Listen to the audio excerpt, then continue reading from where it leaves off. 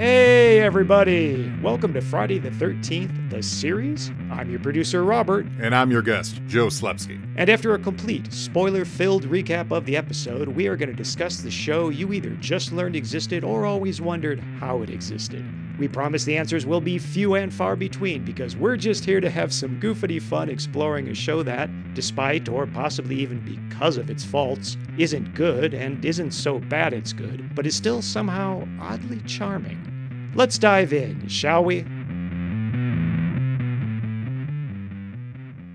Let's get one thing out of the way up top. It would be both criminally negligent and a complete dereliction of duty to have on Joe Slepsky, the creator and host of the Joe on Joe podcast, and not discuss G.I. Joe. So we do a ton of that in this episode. But before his trenchant insight into the staggering contributions of Larry Hama to popular culture, and to the degree to which a children's toy line came to, rather ironically, comment on the uber-capitalistic 80s, I'll continue my idiosyncratic retelling of Friday the 13th, the series, Episode 18, Brain Drain, and Joe will regale us all with his high-concept recasting of the show in our recently introduced segment, The Manifest. I admit, he puts a fun spin on it I did not see coming.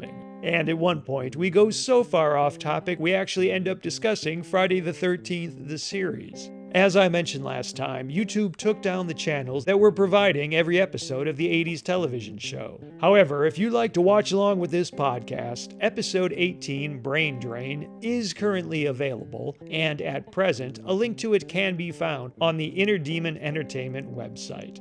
I'm currently working on a long-term solution to the whole watch along with us problem, and we'll keep you posted right here on the podcast. But if you think watching episode 18 would find you well, I strongly suggest you do it sooner as opposed to later. That's not a threat, it's a promise. No wait, I'm sorry, it is a threat.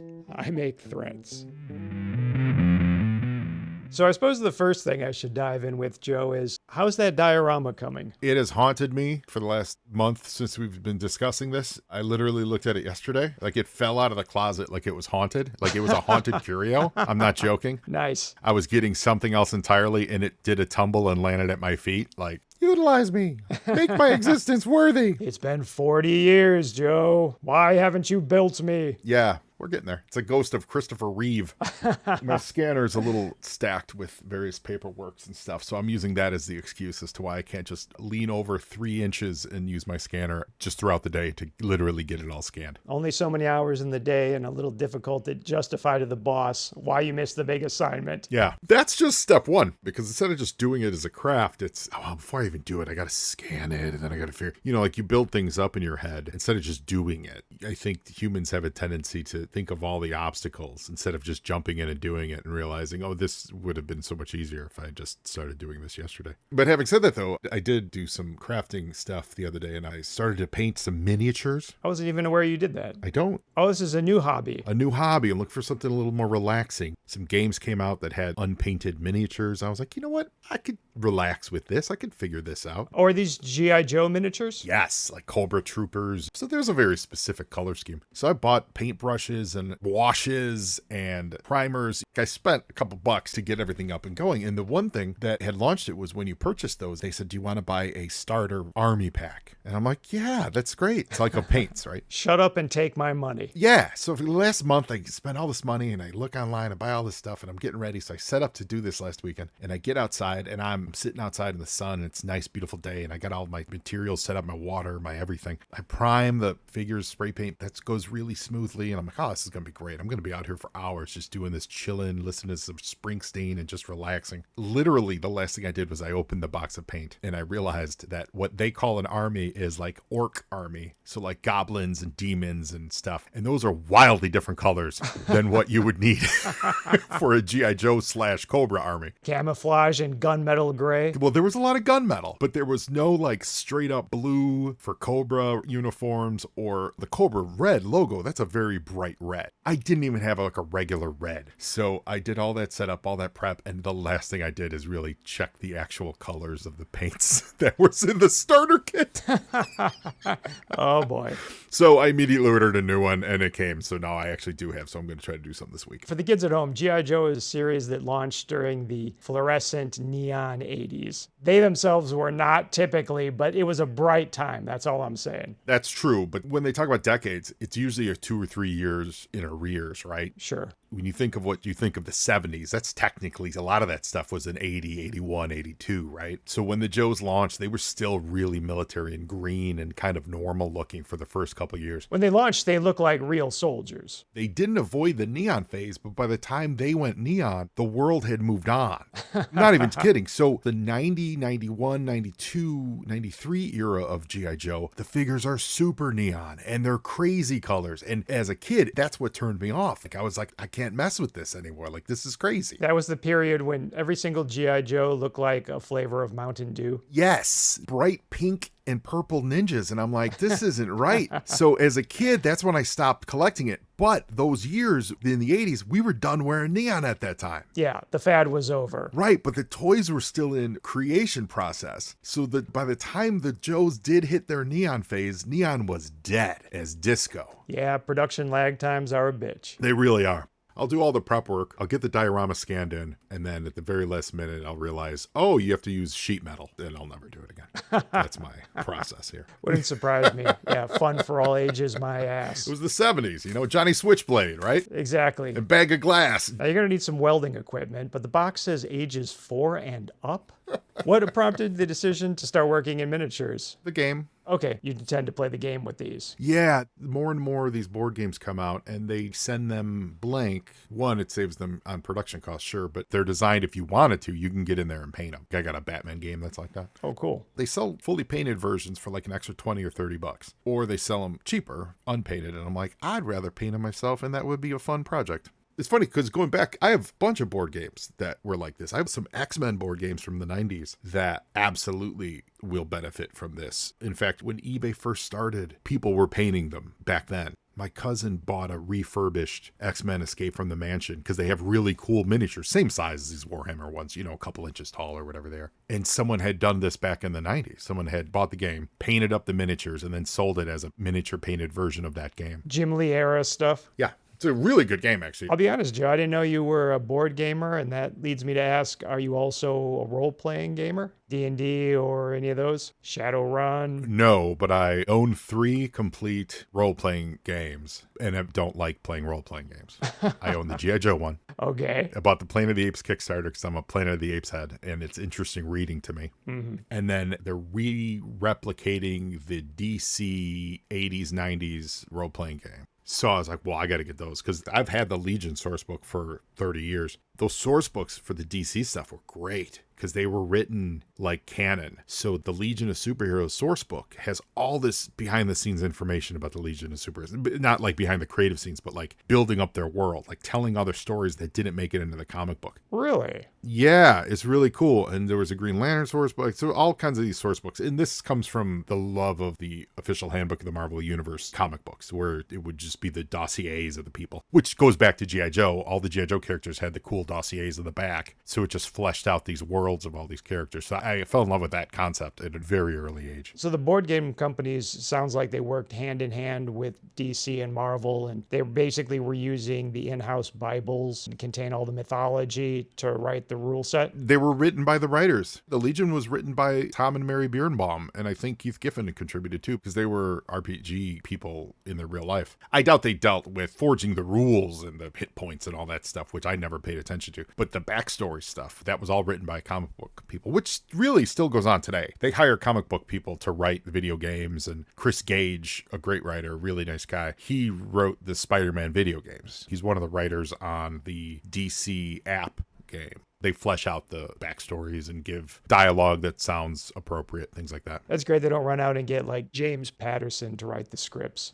They actually use someone who works in the industry. I'm sure there was some stuff written by house writers, but even going back to G.I. Joe, the dossiers in G.I. Joe were written by Larry Hama, who was the guy writing the comic book. Well, you beat me to the punch. I was going to say, I probably don't even have to ask. I assume that with the G.I. Joe game, Larry Hama wrote the everything to go with it. Well, for these new games, doubtful, because Larry's a little older and there's a lot of content. Fair. However, back in the day when they were making the figures, they had the G.I. Joe figure that was 12 inches, then they made an 8-inch Super Joe in the mid-70s, and then the oil crunch still was affecting it quite a bit. So they realized they'd save a lot of money to make 3 3/4-inch action figures. So they're like, let's just rebrand it, let's just do something different, and then they came up with this idea of this fighting squad. Is that when they made the decision to switch from Barbie-sized dolls down to the small ones? Yes, that was the 12-inch version. They were military, and in the 70s they became adventure team because Vietnam was not very popular. Interesting. Technically, it was the same dude. It was still G.I. Joe, but he was part of an adventure team. Think Indiana Jones style adventures. They would raid mummies' tombs, and instead of dressing them in military gear, they were in like adventure gear. More finding artifacts, less killing natives. Correct. And they were still 12 inches. And then around 74, they did an 8-inch doll. So they shrunk it a little bit. And that did not hit at all. In fact, I think the last version of that was in like 1979 with Super Joe. And they tried to do a Bionic Man kind of play with it. Okay. That didn't really do anything. So then they said, all right, let's just pause the line and retool it and refigure it. And there were a couple dudes who were like, hey, we really think we can relaunch it like this. Do these smaller figures. It'll be cheaper to make because there's less petroleum being used. And we can rebrand it with this idea. For these 13 figures, 11 of them were Joes. This will be the team. There'll be a bunch of like crack specialists. No one will actually be named G.I. Joe. We'll turn the name G.I. Joe into the name of the unit instead of an actual person. They only had the idea for one bad guy, and his name was Cobra, and that was actually the Cobra Trooper. Cobra Commander didn't exist. The Trooper came first. Trooper came first, is my understanding. Wild. They took it to Marvel, and they said, hey, would you like to do a comic book to help us promote this?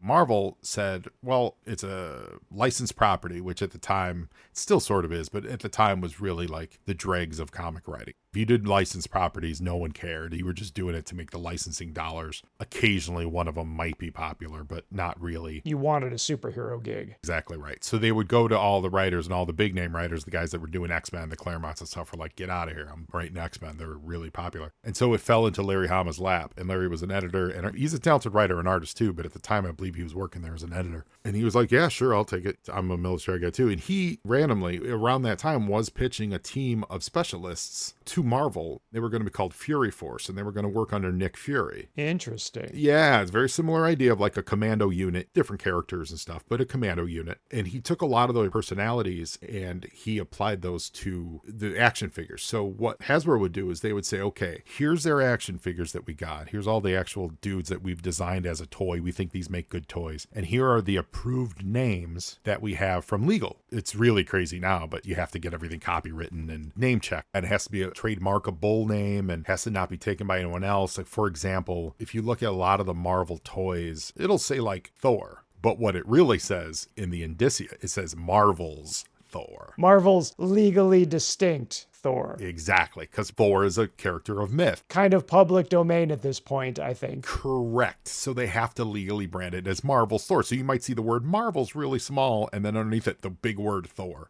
Or Marvel's Iceman. Some names are super distinct, like Iron Man. They might have to say Marvel's Iron Man, but maybe not. Spider-Man, they probably don't have to say Marvel's Spider-Man. Dr. Octopus, we're in safe ground here. Yeah. So with G.I. Joe, they have to do that. Over the years, they've lost copyright on a few names. There was a period when Roadblock, the best example of it, one of the most popular Joes, was huge figure that sold for him, huge character on the cartoon. Like, kids love Roadblock. I've always loved Roadblock. He's great. Quintessential. They let his copyright lapse in like the mid-90s. Wow, just total oversight. Totally. I'm not a lawyer, so I don't know what the years are, but let's just say they had him put out a figure in, let's say, 8 years. Okay. And so there was no toy copyright that they had, or trademark. It might be the trademark. Again, I'm not a lawyer. Don't at me. They had to put out a Roadblock in so long, they had to create Heavy Duty. Okay. When they went to make it, they were like, oh, we can't use Roadblock because it was taken by something else. So they had to rename him Heavy Duty, and they said, oh, he's Roadblock's cousin. Nice try. Roadblock should have been in that first movie. but they used heavy duty. So when you get to the second movie, they apparently corrected that, and that's why The Rock is Roadblock in the second movie. Heavy Duty is not as popular as Roadblock. Heavy Duty is cool, and he was played by the guy from Lost. The African warlord. Yeah, great actor. And he's fun, but like, there's Roadblock. Giant dude with a huge machine gun, you know? I was literally just talking to a friend of the show, Jeremiah, last night about how the cartoon used lasers. Yeah. And I couldn't recall. I was like, but Roadblock used something like a saw. By saw, I mean a type of gun. It was a Madus. I was like, so what did they do in the cartoon? He's like, yeah, I just fired a bunch of lasers. Just fired a bunch of lasers.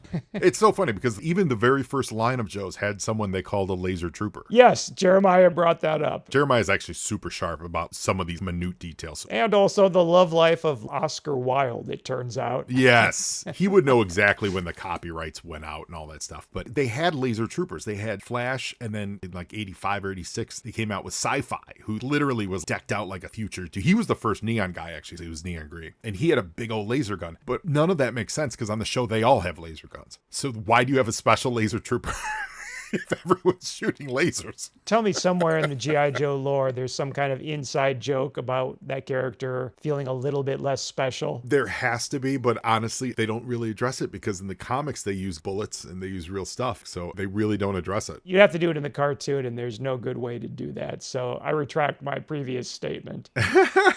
In the new Energon universe, actually, they are getting real lasers, and they're making that a piece of the canon. They're actively switching from bullets to lasers? Correct. They're using the Transformer technology, Energon. Cobra is the first group. They're armed with these Energon pistols. So it's going to lead to lasers. So maybe they'll make that joke there. They sort of do that in the live-action G.I. Joe movie. They deal with the crazy, insane weapons that Cobra has. Basically, Cobra shooting lasers at them. Interesting point. So back to it. Hasbro went to Marvel. They had this big conference. Marvel was like, yeah, we'll do that for you. That sounds great. And so they gave it to Larry. Larry had all these figures with just the figures and the names, and he assigned all the personalities that we know and love today. He knew all these people from his time in the military and his friends and family. Most of the characters are named after people that he knew. They got names of people from Hasbro. And so maybe it's the hometown of the guy who designed it and the name of the guy who painted it. A lot of those early names and early stuff is based on that. So he came up with the backstory, and he was like, they need a bad guy. They need a specific dude. It ended up becoming Cobra Commander. Destro and the Baroness, they come in later. The Baroness is in the first issue of the G.I. Joe comic book, but she wasn't one of the original characters.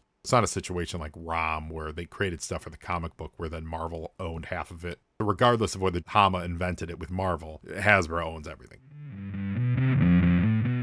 Back from commercial break, Ryan is still hiding, but at least now he's seen from an angle that plausibly conveys the concept of being hidden. In a futile effort to manifest suspense, Harry, aka Dr. Pangborn, idly pokes at some fossils with the tip of the spear as if nudging one of them a few millimeters will suddenly reveal an adult male just behind it. Ryan is saved when he cunningly distracts Harry, aka Dr. Pangborn, by just kidding. Like God speaking from the heavens, a deus ex machina is employed to save the day, when a voice from nowhere calls Harry, aka Dr. Pangborn, to the security desk for reasons that will never be explained. As Mickey somehow became locked in the crate she chose as her hiding place, Ryan frees her. When he points out there was a mummy in there with her, Mickey freaks out, Luis Roby reverts to face acting, and the show is back in its sweet spot. In fact, if I had to select a 30-second clip from any episode to convey to a neophyte the tone of the show, it would be everything between the commercial break and this moment. Despite Mickey's vehement protestations, Ryan convinces her to investigate Harry, aka Dr. Pangborn's, office by once again commoning her into submission. After a cursory exploration of the office, they discover nothing. However, a security guard descends the stairs, performs an equally cursory investigation of the basement, then leaves. The scene then implies Mickey and Ryan somehow snuck out of there by moving deeper into the office. So yeah, nothing that happens in the office makes sense or contributes to the story in any way. It's nonsensical, consequence-free padding. It wasted my time, so now I'm wasting your time. I'm a jerk. Jack and Dr. Rhodes are enjoying another meal together in the same restaurant, and that's fine. It's probably meant to be the dining establishment to the hotel Dr. Rhodes is... Hang on. I take that back. I'm not sure it is fine. She's not in town for a conference. She's working on a project for months, right? Is she allergic to racking up Marriott rewards points? Why isn't she staying in university housing? Oh, right, because she's working directly for a museum. But surely there must be some type of extended stay residence in this indistinct Canadian city. I mean, this restaurant has a pianist, for the love of God. Well, the point of this scene is that Jack proposes to Dr. Rhodes with a subtle nervousness that's incredibly endearing. And a sign of Jack, we don't usually get to, wait, hang on. The scene opens with 2 slices of cake being set down on their table. I realize that seems inconsequential, but bear with me. If they're not done eating, and honestly, even if they were, why are they sitting in plush high-backed chairs 3 feet from their table? So they can warm themselves by the fireplace? Unlikely, as there's no fire. Oh, it's in anticipation of Jack getting down on one knee to propose. Except he doesn't. If I had to guess, it's simply to provide a foreground object to heighten the effect of the dolly move, even though the result is staging that makes no sense. It's like the TV in episode 15, Vanity's Mirror, facing a direction that would make it unviewable to anyone sitting on the couches. It's a real testament to Chris Wiggins and Carrie Snodgrass's thespian gifts that this highly unorthodox geography doesn't diminish an otherwise incredibly touching scene. At Curious Goods, we're reminded of what life before cell phones was really like, with Mickey apparently having just called around to various businesses in the hope she might catch Jack at one. Ryan takes a different tack, first arguing they need to find Jack, then arguing they go to the museum because that's where the Truffinator was delivered. Okay, so, you've been to the museum twice. At least twice that we've seen. God knows what else you might have gotten up to off-screen. And in 2 visits, you failed to find the Truffinator. So why are you brimming with confidence you'll find it this time? Because 3's the lucky number? As for finding Jack, no, he's not in danger. Dr. Rhodes is, so find her. And good news, she's only in danger at the museum. So yes, head to the museum, then replace Find the Truffinator with Page Dr. Rhodes. I'm absolutely sure the sexism on display here was simply the unintentional result of poor writing, but yeesh. As usual, I'm reading way too much into an argument that turns out to be absolute filler, as Jack just happens to burst in, eager to tell his coworkers about his impending marriage. Mickey and Ryan toss a bucket of cold water on that happy news with the revelation Dr. Rhodes is in trouble, and off they go. To the museum, where they were going to go with or without Jack. You know, if these papers full of mathematical equations are to be believed, Harry, aka Dr. Pangborn, really is working hard at being evil. I'll give him that. But I think he knows he's at his mental limit, so it's time to top off his mind grapes by truffinating Dr. Rhodes. Across town, the Winchester Mobile races down a street that reads to me like the Canadian Bizarro version of Times Square in the 80s. Full of building-sized flashing neon signs, yet so clean and wholesome looking. But the message is conveyed. Our heroes are in such a dire rush, they're able to resist the temptation to stop and watch Ninja Turf. The script must have run short because we cut to our troika inside the car, restating plot points the audience is already well aware of. When those run out, Jack states that he can't lose her again. Especially not for that. Whoa, hey, what did Harry, aka Dr. Pangborn, ever do to you? Oh, I thought that would be the end of this scene, which is an impressively long single take, but now our heroes are trying to justify why they can't ask museum security for assistance. It's Jack's contention that the museum security is there to keep Harry, aka Dr. Pangborn, and the Truffinator safe from them. Also, that they Don't care what he's doing down there. Really? This museum is so corrupt, they don't care a rogue scientist is murdering people in their basement. Okay, Jack, guess I'll take your word on that one. Harry, aka Dr. Pangborn, pulls off a tarp to dramatically reveal the Truffinator to Dr. Rhodes. Dude, why do you keep covering it? I'm getting real Tommy Boy vibes here. Oh, for God's sake, son, will you quit covering your damn eyes?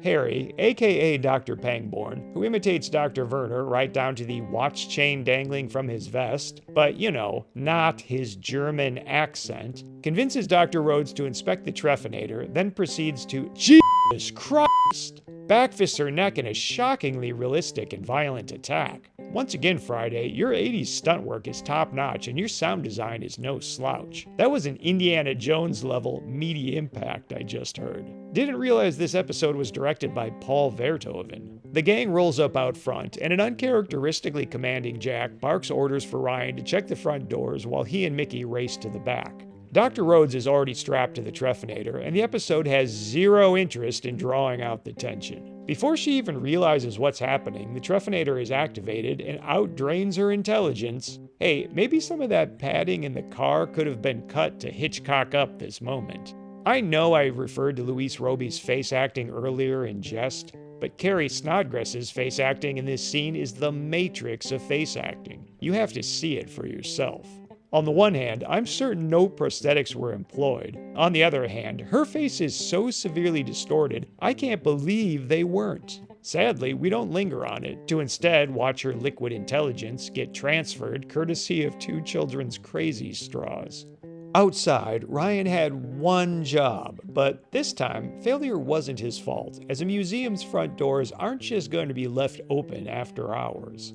Much like the trash compactor scene in Star Wars or the final moments of Reservoir Dogs, you really have to listen carefully, as off-screen audio does the heavy lifting. I believe what we hear, and what the characters react to, is something like a metal rolling shutter being raised. The implication is that Harry, aka Dr. Pangborn, just opened a door to drag Dr. Rhodes out back, where our heroes find her. Then, again, we hear the rolling shutter, which our heroes are presumably staring directly at, as Jack orders the others to Get the door open! Strange, neither we nor they see Harry, aka Dr. Pangborn, but hey, out of sight, out of mind. If you like the horror genre as much as we do, you can preview the horror comic book Requiem for a Psychopath right now for free at the Inner Demon Entertainment website. Imagine a world in which horror film slashers are real. Then imagine a troubled teen bringing one out of retirement to help him take revenge on his bullies. It was written by me and drawn by friend of the show, Stephen Yu. Again, that's Requiem for a Psychopath on the Inner Demon Entertainment website. And if you dig it, please either review and rate it 5 stars on Amazon, or don't rate and review it at all. Ratings of less than 5 stars send the algorithm into murder mode for some reason. Thanks. I hope you enjoy it. Larry created it all. All the lore comes from the stuff that he wrote. So far, they're at issue like 325 or something. He's written probably 310 of those issues. I think there's maybe 15 fill-in issues over the course of 40 years. It's an insane body of work, a really, really impressive body of work, because it's also really good. And it's just one long-ass soap opera that was also interrupted by like 15-year period. It got canceled, and then they picked it back up again like 15 years later. They actually address the time off. At least that's what Jeremiah was telling me. They do. The book itself got canceled in 94. For the folks at home, you're talking about the original Marvel run. Yes, the original Marvel run. And when I say canceled, I don't mean like Snake Eyes spoke and the first word out of his mouth was a racial slur. It wasn't that kind of canceled. It was a sales issue. So they went 155 issues, and they outlasted the toys. It was a huge selling comic book. It was a more successful property than the Transformers comic book. Interesting. Yeah, and I think we all agree today, Transformers are a bigger global property. They've never outsold Joe's when it comes to the comic books, ever. Well, it's big of you to admit that, Joe. The Transformers is a bigger property overall. Because it's got more appeal. There's a lot of reasons for that.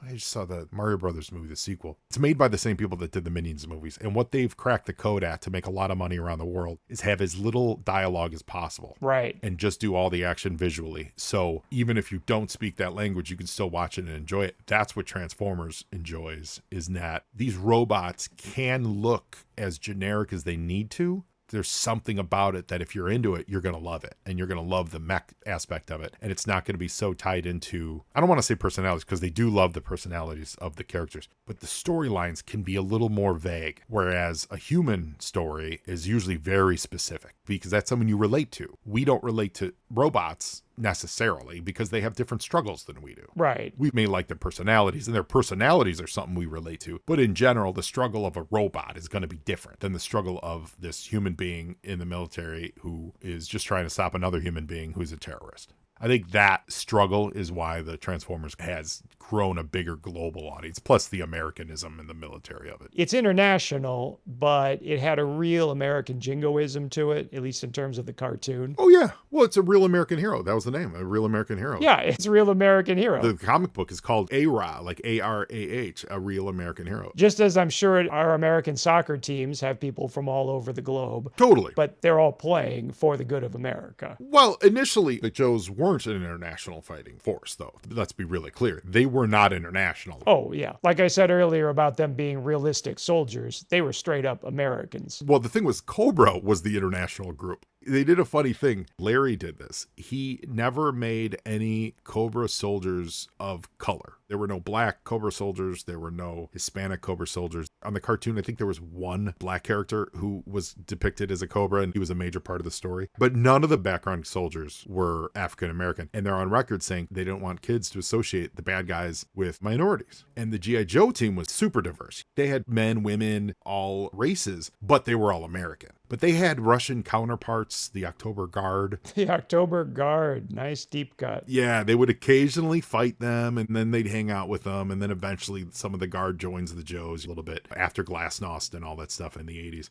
And they eventually get some Canadians, and eventually, we've adopted this international soldier. But really, for the most part, they're American soldiers. I was about to push back until you clarified background soldiers, because weren't a number of the prominent Cobra characters ninja and Japanese? Yes, but they made Storm Shadow a good guy in a hot second. The show's a little bit different because the cartoon, they didn't really do continuity. Right. Although in the DIC era, Storm Shadow does work with the Joes. So he actually, I take that back, he does flip sides, but it wasn't like a comic book continuity. In the comics, Larry made Storm Shadow a good guy because he was misunderstood. He was on Cobra to find the killer of his uncle. Please correct me if I'm wrong, but I feel like in general, the characters in the comics are far more complex on pretty much every level. Oh, yeah. There's very few purely mustache twirling villains in the comics. Totally. The only one you can think of is Dr. Mindbender, who literally has a twirlable mustache. Yeah, I think I've literally seen that dude twirl his mustache maybe in the cartoon or something. Yeah, and he is the least complex. A lot of people hate him. I love him. He is shirtless. He's built like a tank. He has muscles for days. This is the 80s, kids, when even psychiatrists were jacked. Yoked. He's an orthodontist who came up with a way to hypnotize patients so that they wouldn't feel pain during his orthodontistry. I love it. And he tested it on himself, and then that broke his own brain, so it led him to a life of crime. And when they wrote the comic book, Larry added that the battle android troopers, they call them bats, which are the robot soldiers. I had one. I gave it to a friend of the show, Jeremiah. They were super cool. They had detachable hands, flamethrowers, and a clamp, and a gun, and see-through chest plate and stuff. And they were great because they became disposable figures that on the cartoon they could just blow up. Destroy by the thousands. Yeah, you didn't have to use parachutes with them. You could just throw them off a cliff. In the comic book, they were being introduced at the same time. So Larry said, well, yeah, Dr. Mindbender invented the bats. So not only can he create a mind-bending hypnotist serum thing, he also is a master of robotics. It's insane. He's an orthodontist who can not only build robots, but can also take over your mind. Make it make sense. I can't. That's why I asked that question about Friday that led us back to Dr. Mindbender and Dr. Venom? Dr. Venom, yes. And the connection because of this insane opening in Friday the 13th, the series. I'm a scientist working at not a university, but a museum. I'm keeping a gorilla brain alive in a jar. I've connected that intelligence to a computer. I've used the computer to make the gorilla smarter and then sent that back into the living brain I'm keeping alive in goo. And this is all to somehow create artificial intelligence. Make it make sense, Joe. None of it makes sense. It really is a mind-bender scheme. When I heard that, I'm like, this feels like something out of G.I. Joe. Correct. And you're utilizing a centuries-old machine that basically just stabs you in the neck and sucks out your brain juice. Yes. It's literally crank operated. Yeah. Make it make sense. They're not even like, we've created a computer device that grabs the electrical impulses of your brain and transfers them. Uh-huh. I can wrap my head around that. That's essentially what what Dr. Venom's brainwave scanner is. Oh. But like, nope, it's a scoop, jumps into your skull, rips out a part of your brain, and gives it to that guy. And then transfers consciousness courtesy of a couple children's silly straws. Yeah, that's it. Works for me. I love that in the comics, so many of the Cobra characters have such banal careers as part of their backstory. Oh, yeah. It's fascinating. Tax accountants. Cobra Commander himself was a used car salesman. Yes, he was. Wild. Who was the biggest scumbag, besides real estate developers? Who was the biggest scumbag in the 80s? It's used carman. Remember, that was a massive punchline. Yeah, even more so than lawyers, probably. It was used car salesman. Yeah, if you sold used cars, you were a scumbag. There's a Cobra guy named Raptor. He's an accountant. Wait, Raptor? Raptor. Dressed as a bird and then had a falcon. Yes. Yeah, I had him too, I believe. Did he do your taxes? Because he was qualified to. He was an accountant. And all of this is awesome because it's all Larry pointing the finger at Reagan era big business policies. Well, that's what I was saying to Jeremiah, is I love how it not only grounds everything, but it does feel, especially these days, more apt than ever. Yep. The idea that, I don't know, this failed car salesman could somehow amass a cult-like following and become Cobra Commander. 100%. It's not insane. It's not. 100%. It's shockingly, alarmingly plausible, Joe. The Crimson Twins were big businessmen. They ran extensive enterprises, which was just a corporate business. It's no different, honestly, than Amazon. In fact, the version of G.I. Joe that we're currently working through on my own show is called G.I. Joe Renegades. And in that iteration of it, Cobra is literally like a pyramid scheme. It's not a straight up terrorist organization. It is like Target/Amazon.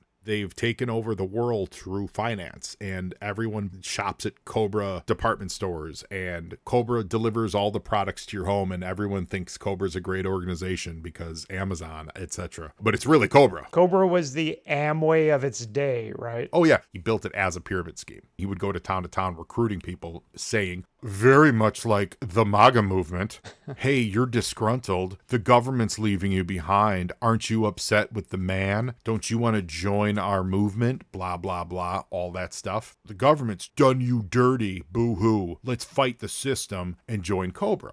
And then he hands them a red mask. Ta-da. And they would join Cobra, but it was also a pyramid scheme. That's how he made his money. That's how he got rich enough to actually do Cobra. Because running an international terrorist organization is expensive. Right. He wasn't aligned with Destro. He's got his own money, and he's an arms supplier. He's a old Europe aristocrat, right? That was the cool thing about him. Even as a toy, he wasn't a member of Cobra. He was, but he wasn't. He ran Mars Industries, which was his arms supplying company, like Blackwater. He meets Cobra Commander. I don't know if they've ever actually told that actual story. As I'm saying that, I don't think I've ever read when Cobra Commander first met Tester, but he must have told that. You'd think so. It definitely would have been later. Larry never told that story, at least in detail. I think they alluded to it. But basically, Cobra Commander goes to him and is like, why don't you fund Cobra? I'll bring you in as a partner and we'll take over the world. But Destro kept a semblance of being a quote-unquote legitimate arms dealer. Okay. And so whenever they would capture him, he would always play a little plausible deniability. On the cartoon, it wasn't that complicated. He was just part of Cobra. But in the comic book, it was a little more sophisticated than that because he was a lord in Scotland. So he would always sneak out of getting in trouble because he would be like, that wasn't me. I just sold them the weapons. You can't hold me responsible. Right. Gee, I wonder if that's something that's relevant today. It is absolutely stunning, not only how much G.I. Joe, the comics in particular, commented on the 80s, Dude, but also the relevance to our times. If the series was rebooted, whom would we cast? Well, let's check the manifest. My understanding is you're taking a very unique approach to the manifest, and you're going to tell us what if Friday the 13th, the series, was made in the 60s? yeah, because the show itself, it's not tied to Jason at all, right? Not at all. So there's no reason they couldn't have done a Curio of the Week kind of show back in the day. You kind of get that with Twilight Zone and Outer Limits and all that stuff. It's definitely of the same ilk. So let's go back. I'm swinging for the stars here. I'm going out to movie stars. And I know movie stars would have been like, I'm not doing TV. But guess what? I haven't watched enough 60s TV to know the TV actors at the time. So I'm going real. You going Steve McQueen? You're so close with that. Really? Paul Newman Paul Newman. Okay. as Ryan.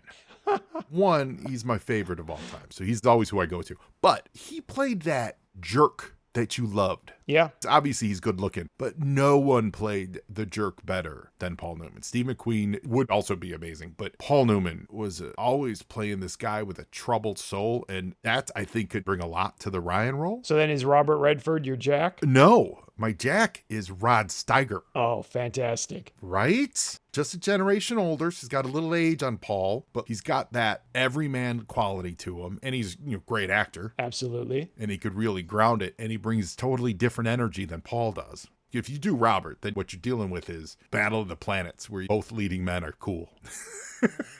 You don't want that. Little of that Bill and Ted situation where both your main characters are really just one character. Correct. And then for Mickey, the only one that really, and this is so on the nose because obviously Paul and she did an amazing film together, but Elizabeth Taylor. Oh, this is a prestige television show you're putting together, Joe. Or maybe this is the cinematic spin-off. This is the first time they spun a TV show into a movie. I don't know. But here's why Elizabeth Taylor. Please. Attractive and an amazing actress. Just watch her in Who's Afraid of Virginia Woolf. Classy. Totally classy. She brings that energy. Elizabeth Taylor always had that spark and that fire in her. And she and Newman were amazing in Cat on a Hot Tin Roof. Excellent point. But I just keep thinking of her bucking the system and her always doing it her way in an era that women weren't often allowed to do it. And she probably could do an amazing cover of One Night in Bangkok. I have no doubt. So you're putting together Friday the 13th, the series, with a budget of Cleopatra. Yes. The television show that brought down a studio. Friday the 13th, the series, the movie, is what we just introduced. Soon to be a musical. Soon to be a musical. I love it. And by the way, directed by Alfred Hitchcock. Picture going all over the globe, like Man Who Knew Too Much, kind of, North by Northwest, kind of. He worked with Paul on Torn Curtain, not one of their best efforts, but, he worked with them. Come on. Truly, Joe, you are a man of wealth and taste. Yeah. Spared no expense. Absolutely. Saul Bass does the credits.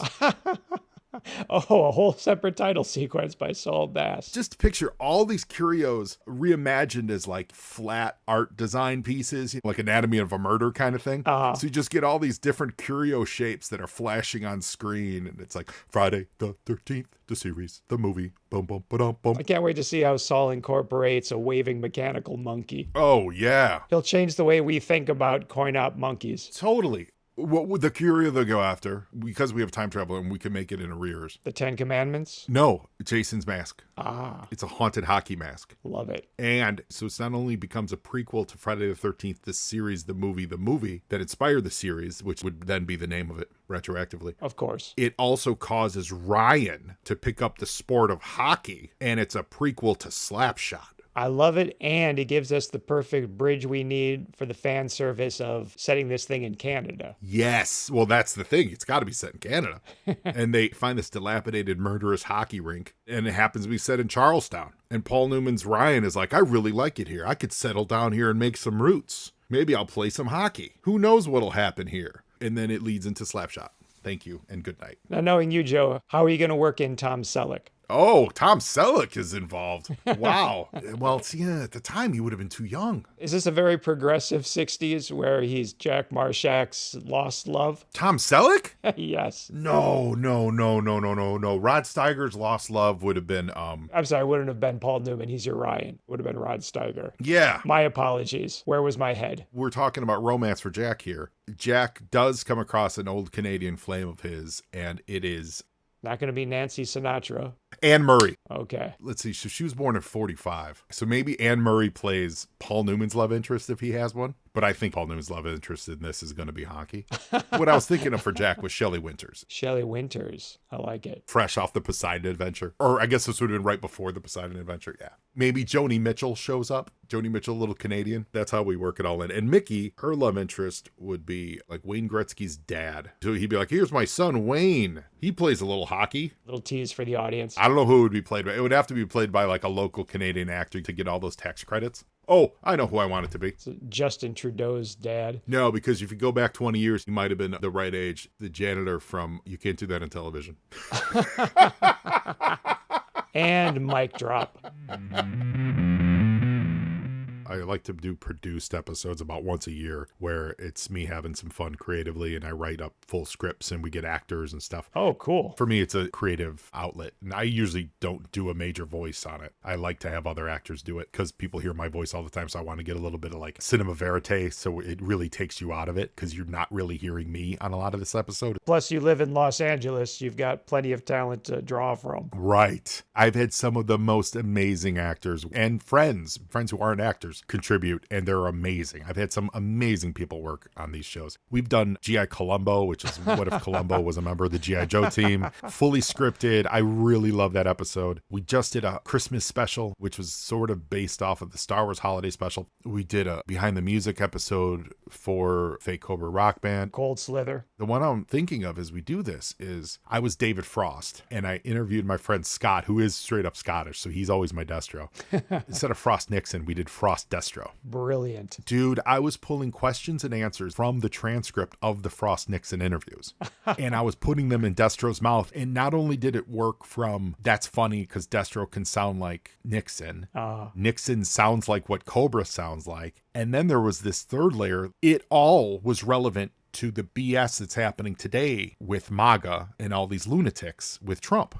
It's probably not people's favorite episode because it's just super writery. A little inside baseball, maybe. It's just super layered, though. Let me be very clear. I'm not saying this to pat myself on the back. I'm saying that it was the idea for the time because it's saying that what Nixon did is exactly what we've been parroting for 30 years. And then it's what also is still happening. And no one's learning any lessons. Right. As a generation that loved G.I. Joe didn't learn any lessons that Cobra was garbage. Because there's a lot of G.I. Joe dudes that are way into MAGA. Interesting. Oh, yeah, dude. Are you kidding me? The military. Oh, it's disgusting. I mean, I know about the Punisher appropriation among our military and law enforcement, but I wasn't aware that G.I. Joe had been adopted by the far right. Yeah, I mean, it's the military fetishism. If you're way into the military, it does not mean that you're MAGA. I'm absolutely being very clear there. But the Republicans have tried to co-opt the military as their own for decades. They think that you can't be liberal and also support having a strong military. It's crazy. G.I. Joe and Cobra, there are good people on both sides. That's exactly it. It's this generation that grew up with this clear divide of... Couldn't be more black and white. Couldn't be more clear.